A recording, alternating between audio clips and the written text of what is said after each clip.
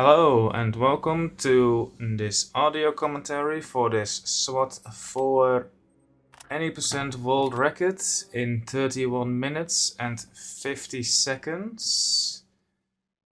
If you'd rather watch this with game audio only, then I will put that on my dump channel. Or if you'd rather listen it with the live commentary as I streamed this on Twitch, I will put that on my VODs channel. We'll put the links in the description. Alright, so the first thing I should talk about is probably how I am getting away with shooting these civilians in the face without failing the mission, because if you've played this game, you'll probably know that killing a civilian will instantly fail the mission. So there's the key: we do not kill civilians. So the civilians, right, they have this health bar and it starts at 100%, and if their health drops to 0% they die, right? And that's bad. However, there is this state where someone can be incapacitated without being dead. So I don't know the exact number, but let's say their health drops below 10%. The civilian will go down on the floor, incapacitated, but they won't die, and that's the key. We want to take away all this health, right? But not this last bit. And the way to do that is to take really any weapon, but the suppressed SMG works best for it because it deals the least amount of damage. But the key is to take an FMJ bullet instead of JHP. And with FMJ bullets you can shoot a civilian in the head, and that will take away all that 95% of health without actually killing them, just like that. And that's beneficial because it means we won't have to handcuff the civilians. And because handcuffing them is slow, it takes a lot of time. Don't exactly know how long, but it's like you have to wait for them to get on their knees. If they even want to comply, then you have to take out your handcuffs and then like cuff them. It just takes very long. So yeah, that's why we do that. And because this is easy, any percent, I do not need to worry about any of the penalties. Same for shooting the suspects. I don't need to worry about unauthorized use of force because I don't have a score requirement. And in fact, all these levels, I will finish them, well, almost all, I will finish them with a score of exactly 0 out of 100. Alright, so another main thing about this run, the main selling point for this game was that every time you replay a level, the enemies and the suspects, the civilians, will always spawn differently. So every time you replay a level, it will be different. And that's certainly true. However, if you play this game often enough, you will start to recognize patterns and you will remember where civilians can or cannot spawn, same for suspects. And based on that, you can determine like if this specific suspect has already spawned in room A, that means they won't spawn in room B, which would then allow me to skip room B. I wouldn't even have to check it, I could just run past it, which saves time.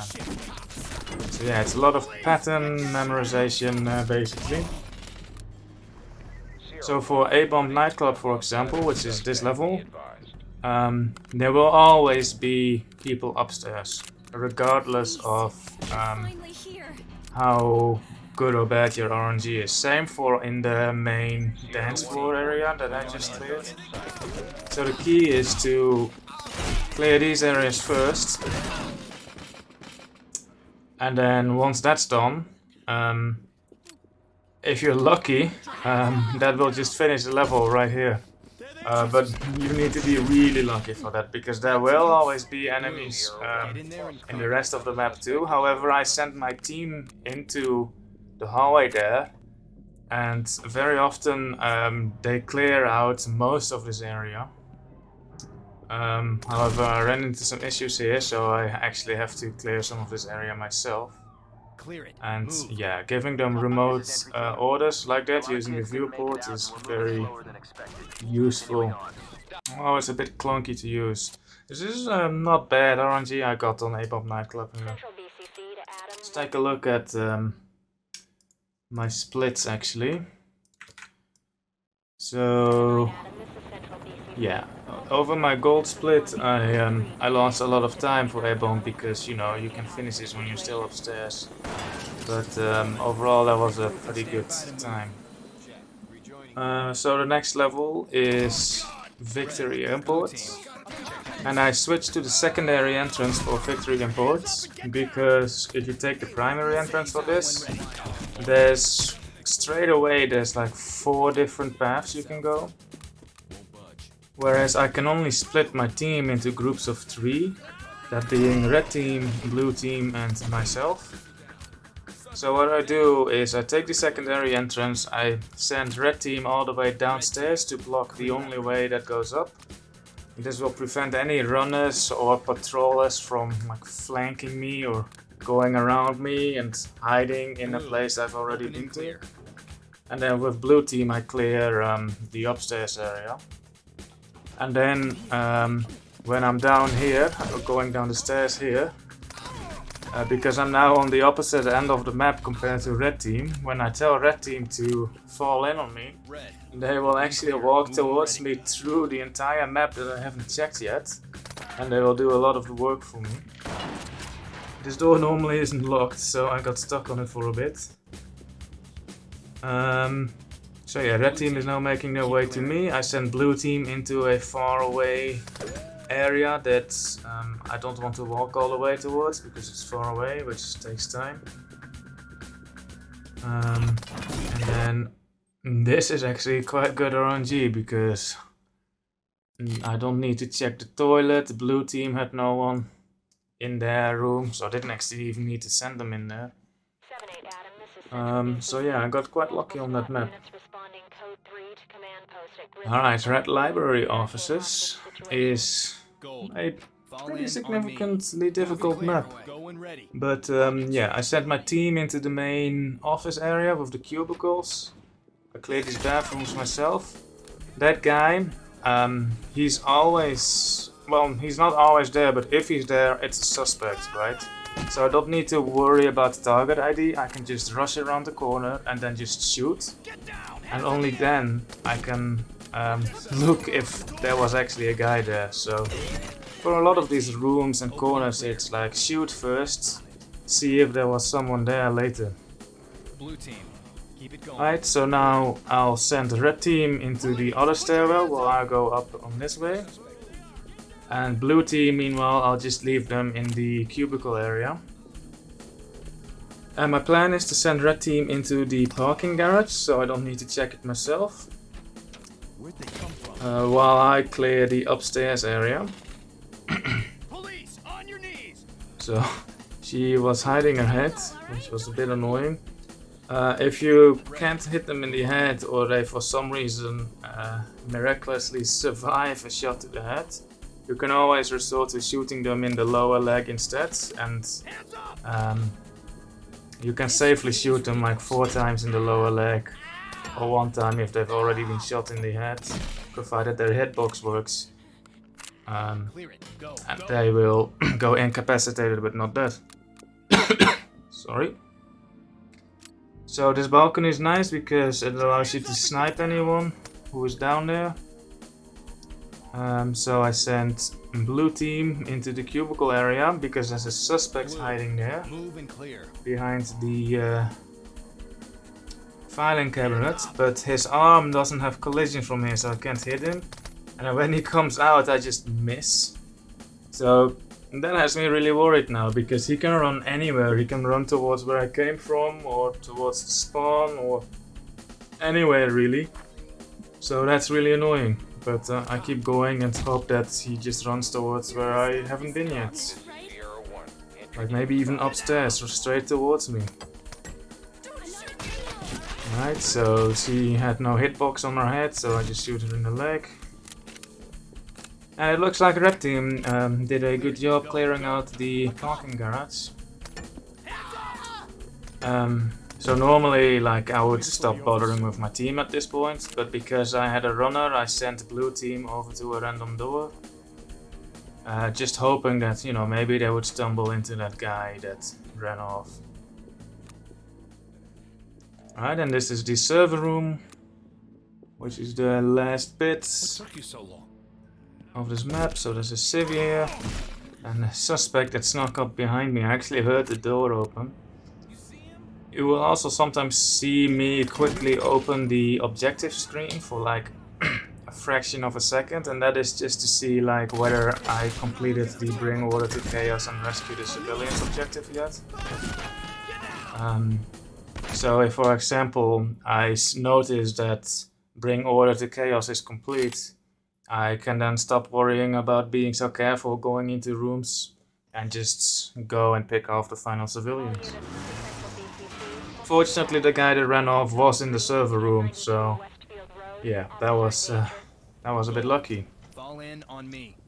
Alright, so that door in the distance is open, which means that the barber that I have to kill, or not kill, was not in the bathroom, but I failed to process that information, and I checked the bathroom anyway. I didn't need to. Same here, I was a bit... let my guard down. There could have been a runner going around me as soon as I shot my gun, but yeah, that didn't go exactly to plan.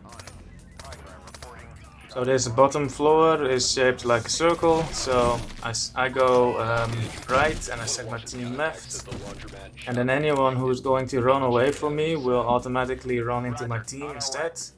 So even if someone escapes from me, my team will get them instead. Oh, there is one room in between that they could take a shortcut through. But in my experience, like, I don't remember them ever running in there and using that to avoid both me and my team. And that would be the door on my very right. Someone can spawn in there though, so I send Red Team in anyway. And then I just pick off these last civilians with my secondary gun, because I ran out of ammo on my primary.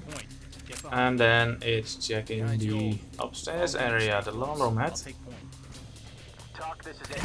And at this point I have all the civilians. They can never spawn any civilians in the laundromat, so I can just shoot on sight pretty much. And there's like 5 different places where they can spawn, so I just check them all. And then that's that map done. Let's take a look at my splits. Here we go. Then it is time for Duplessis. Also, one thing to note is you can walk during the initial dispatch cutscene by holding the buttons before or during the loading of the level. So for example, if you hold forward and right, you will automatically move towards the forward right. And you can't change that direction unless you let go of like one of the buttons. So that's what I did. I held forward and right, and then midway through I let go of forwards, and that changed my direction to move right. But if I were to then press forwards again, it wouldn't do anything until after that cutscene has ended. So this map requires a lot of monitoring, so I'm taking a look at the blue viewport in the top right there. And I noticed that they are fighting people, and they also have a civvy which indicates that one of the insider suspects, who is like one of the 2 insider suspects that don't wear body armor, was in that room. In fact, you could see him lying on the floor just then.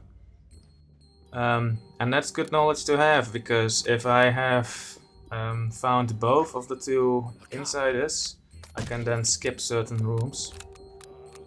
Because certain rooms will only have an insider in them and not a armored suspect. So now I send Blue Team into that room, so they will walk all the way through the map. And then I will let Red clear out any suspects while I clear out this room, and indeed it has an insider in it. So I shoot him, then kill the accompanying civilian that always spawns if he spawns. And now I know that all the insiders are accounted for, so I just check this room for civilians and suspects. And now I know that I am done with the bottom floor because I saw Blue kill all the rest of the suspects. So I don't need to worry going into this room, I know it's going to be empty. So that just leaves the vault. And the vault area is the only place in this run where I throw a flashbang. In any other case I would throw a CS gas, but the vault area has... The suspects in the vault area have a 75% chance of spawning with a gas mask. So, yeah, throwing gas grenades is not very handy in the vault. And there were no civilians on the far end of the vault, so that was a really quick vault I could do there. 429 Adam, this is Central BCC. And now it's time for the hardest map of the run, Children of Throne. And this map is difficult because Andrew Tyrone will always spawn with like 5 additional suspects around him. And then there's another room that always has 4 suspects in it as well, 3 or 4. So that means that there's just always a guaranteed 2 rooms that just have a buttload of suspects in them, which makes them really difficult. And then the civilians and the suspects look the same, so you really have to pay attention to your target ID, as well as have to take care not to shoot any explosives. This door is only locked if there's a suspect behind it, so that's why I take a bit more care going into this room. If it's not locked, there can still be a suspect, but there'll be a more predictable patterns, but yeah. And then I send blue team into the toilets just to clear it out. And now we are going to enter, well not yet, this room first, one of those deadly rooms. So this room always has 3 or 4 suspects in it. So that's 1.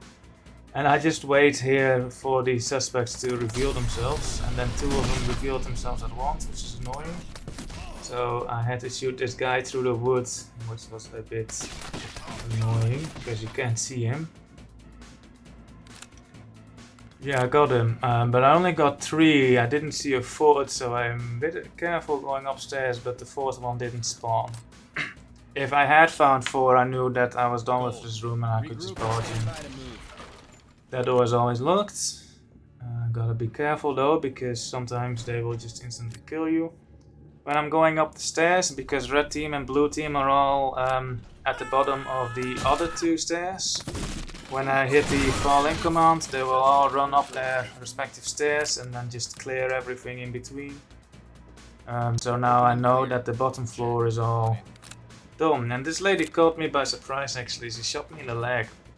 And that's annoying because it slows you down so much. Fortunately we are towards the end of the level.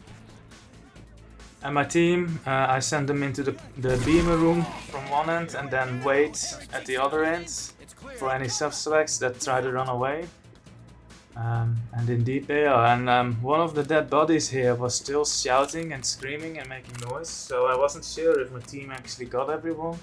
So I had to make a double check, which was annoying. So now the top floor is done. Which means that the remaining enemies are in the basement. And it can happen regularly that the basement is just completely empty, which is why I check it last.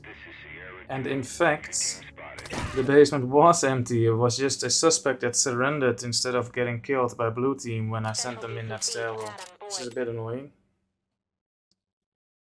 So St. Michael's is next. 240 Adam, this is Central BCC. Multiple SWAT units responding to St. Michael's. And St. Michael's, it has 2 floors, and there's only one way to get to the other floor. So I spawn as far away as possible from that one stairwell, just so that I won't have to backtrack. Because if I spawn next to the stairwell, I would have to clear one floor, then track all the way back and then do the other floor. But now I can do the first floor, and then as soon as I'm done with the first floor, I can then go down to the basement.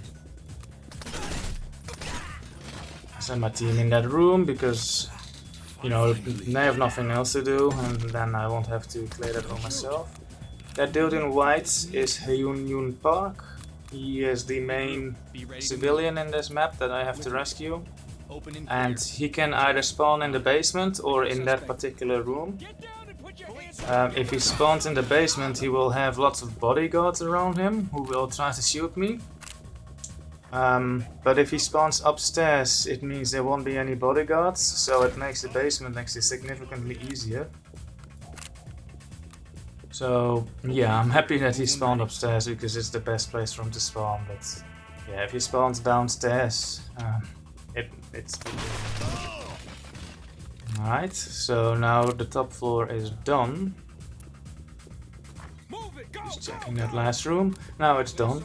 So now I can immediately go downstairs because the stairwell is right here. So I know where some suspects are going to be, and they can spawn either on the right here or on the left. So what I'm gonna do is I'm gonna send a red team to the room on the right. Get her open and clear it. On it, sir. And then blue team to the room on the left. Not yet. Blue team. Now. I'm with you. Right, and then I check this hallway myself. It's empty. So now I will join blue team because there's a bigger chance that the suspect will spawn in this room than in the showers. It's clear. Unfortunately, he spawned in the showers. So yeah, I had to hope that red team would take care of him, and they did, barely. Let's take a look at the splits, St. Michael's, and yeah, the St. Michael's in my PB was, I got shot in the leg quite early on, so I was able to save a lot of time on this run compared to my PB. This is the Walcott projects, and the Walcott projects, it's pretty much shoot on sight, because there's almost no civilians. There's only 2 places where a civilian can spawn. And there's an undercover officer that I'm not allowed to kill. But his spawns are also very predictable. So yeah, just shoot everyone. And so for example, there's always going to be someone in the stairwell. Meanwhile, I'll send red team into one room and then blue team into another room. So A, they will prevent any runners from flanking me. And B, they will clear a room. Unfortunately, red team got killed by suspects, which is expected, to be honest. The room I send them in is quite a deadly room. There's always 2 suspects in there, sometimes 3. Actually, it might be possible that there's only 1 in there, but I'm not too sure. Alright, so behind this closet will be the only civilian. Except there's a 1 in 22 chance that the undercover agent actually spawns in there. So yeah, that means that the civilian will actually spawn downstairs by a dumpster. But we'll get to that when we get there. I sent blue team in here, but yeah, things were just a mess up here, so I'd rather just clean things up myself. There were actually a lot of suspects that just were able to sneak up behind me, but fortunately I'm going down the stairs anyway. This is the room that red team got killed in. As you can see, there's 2 suspects in here.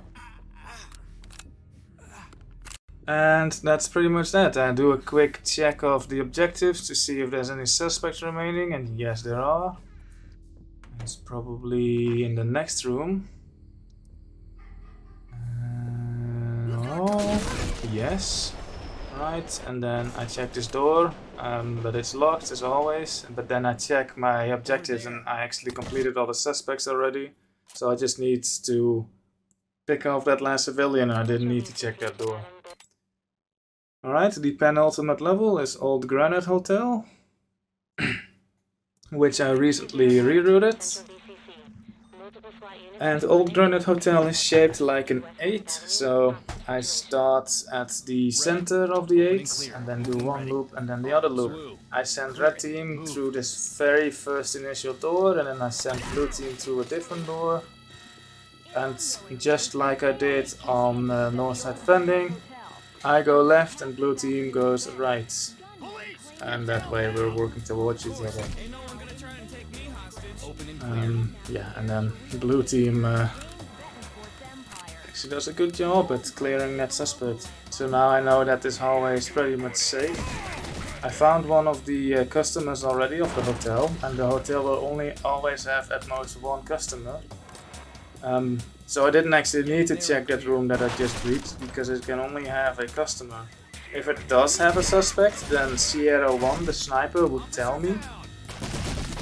But Sierra 1 didn't call anything out, so yeah, I knew that room was going to be empty. And then unfortunately blue team got killed in this room, so I had to check it myself. And also I'm going to send red team into a really deadly room upstairs. And I would, ideally I would have my entire team together for them to clear that room. But yeah, half of my D team got killed, so red team has to do it on their own now, so good luck to them. Also there will be bombs, so I send red team to disarm that first bomb, while I clear this little room that's off to the side. And then, yeah, this is the top floor. So the door up ahead is the deadly room, so I'm gonna send red team in there. I'm checking for bombs, there's no bombs here.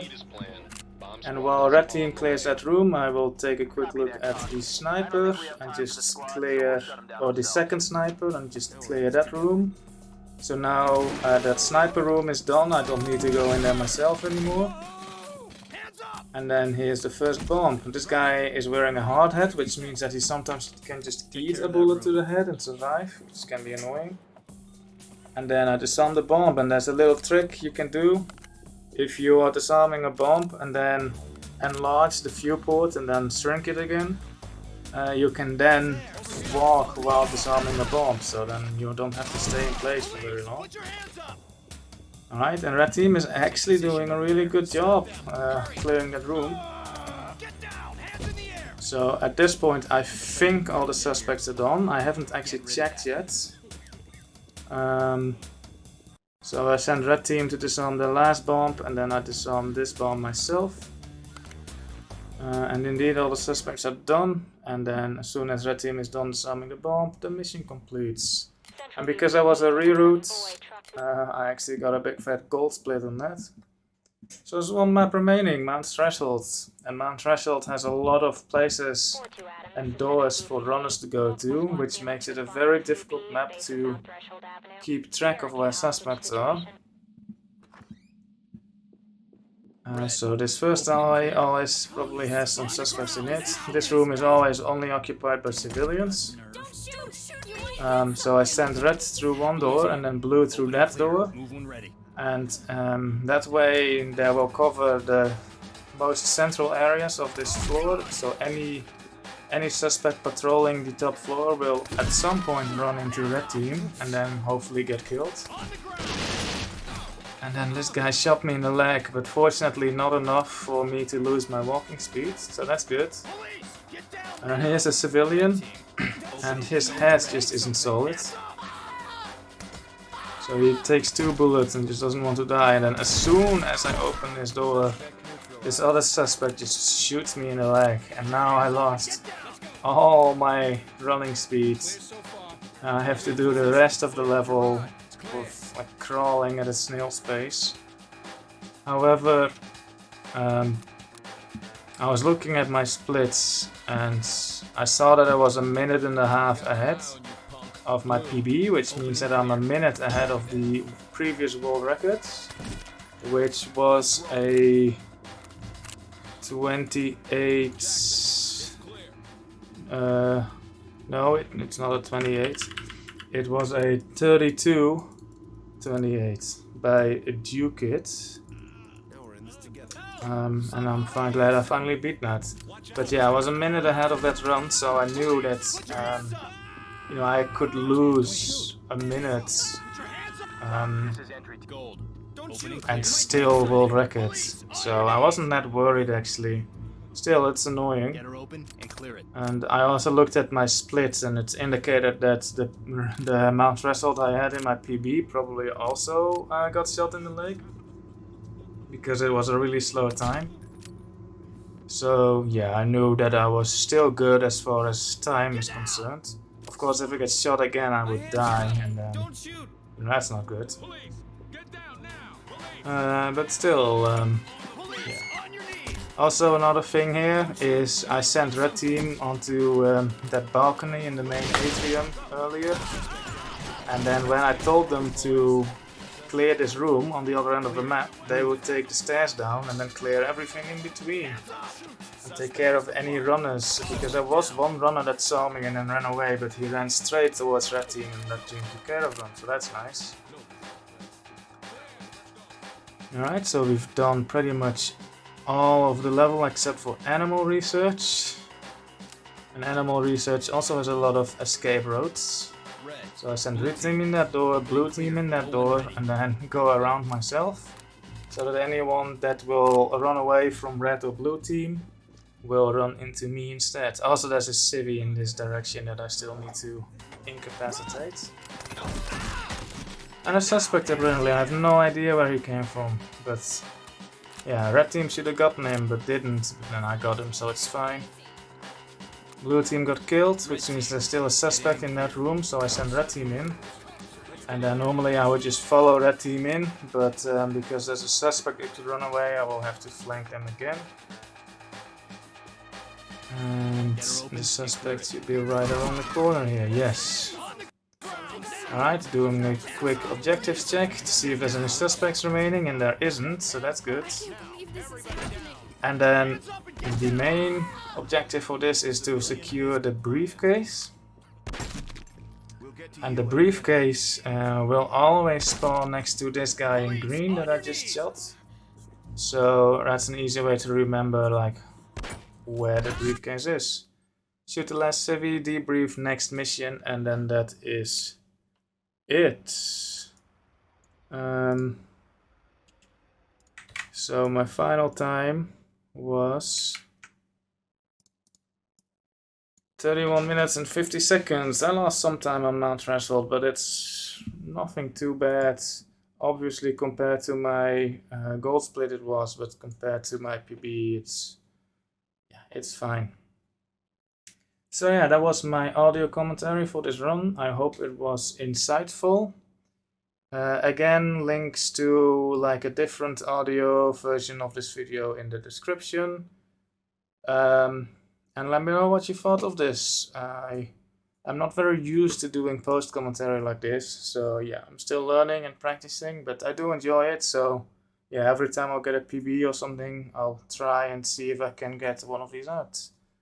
So thank you for watching, and have a good one. Bye bye.